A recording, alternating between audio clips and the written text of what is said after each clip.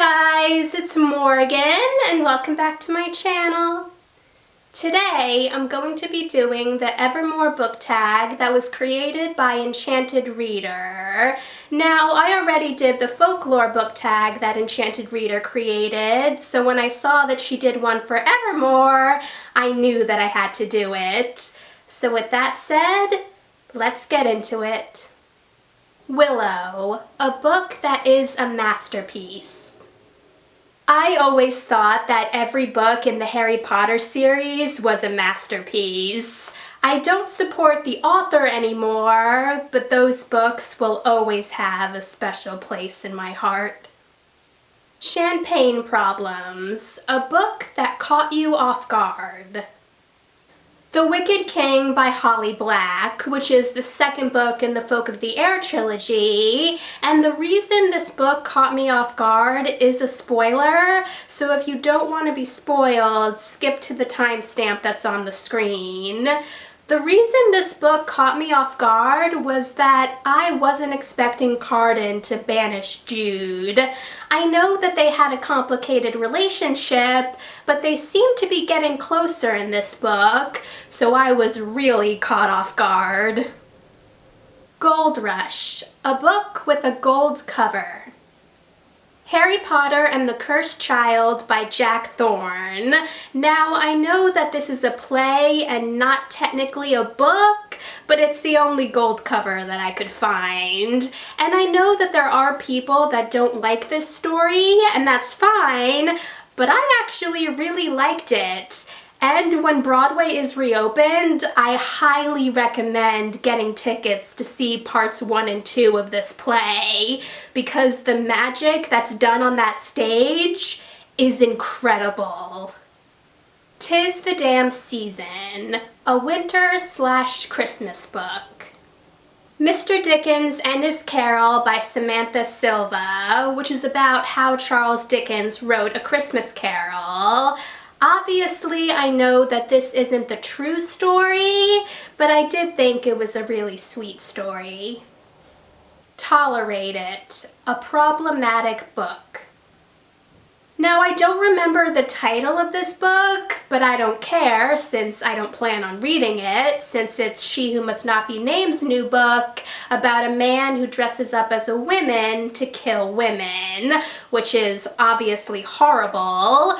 And although the Harry Potter series has a special place in my heart, after She Who Must Not Be Named's comments about the transgender community, I'm never reading anything else she writes. No Body, No Crime, a mystery/murder investigation book. The first book in the Shades of London series, The Name of the Star by Maureen Johnson, which is about someone copying the Jack the Ripper murders, and ghosts. Happiness, a book about hope. Now, there are a lot of books about hope, but I decided to go with the Delirium trilogy by Lauren Oliver, and I think this is about hope because once Lena knows that love isn't a disease, she fights against the people who believe that love is a disease, and I find that hopeful. Dorothea, a book-to-movie adaptation. Now, there are a lot of book-to-movie adaptations that I love, but I decided to go with the one that was the first movie adaptation that I saw that I thought was completely faithful to the book. And that's the second book in the Hunger Games trilogy, Catching Fire by Suzanne Collins. When I saw the movie, I thought it was really faithful to the book. Coney Island, a book that brings back memories. When the Curtain Falls by Carrie Hope Fletcher. Since this book takes place in a theater, it brings back memories of all the shows that I've been in, and it also brings back the memories of being able to see shows. I really miss that.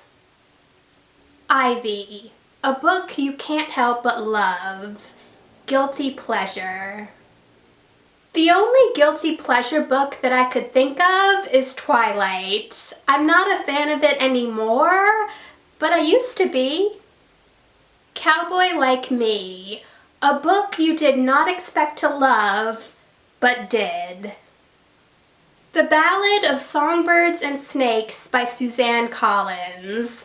Now I know that some people didn't like this book, and that's fine, and I also know that if this book was never written, we wouldn't really be missing anything, but I loved it. Obviously, I don't love President Snow, but it was interesting to learn his backstory, and I did love Lucy Gray.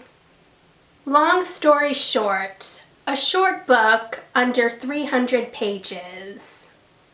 Great quotes from great women, and it's 255 pages, and I haven't read it yet, but I'm sure that when I do, it'll be very empowering. Marjorie, a biography.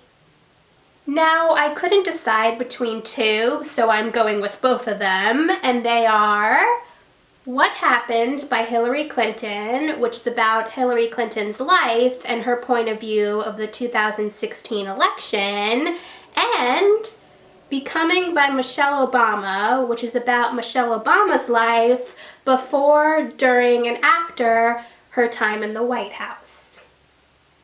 Closure. Favorite last book in a series. Harry Potter and the Deathly Hallows. Since I love the Harry Potter series, I was really excited to read the last book when it came out, even though it was also sad since it was the end of the series. But I did like how the story ended. Evermore, a book that was painful to get through. I couldn't think of an answer for this, so unless I blocked it out, I don't think I've ever read a book that was painful to get through. Thanks for watching, guys! If you do the tag, let me know. I'd love to watch your video, or you can answer the questions in the comments. Also, if you want to see any of my future videos, hit that subscribe button, and I'll see you in the next video. Bye.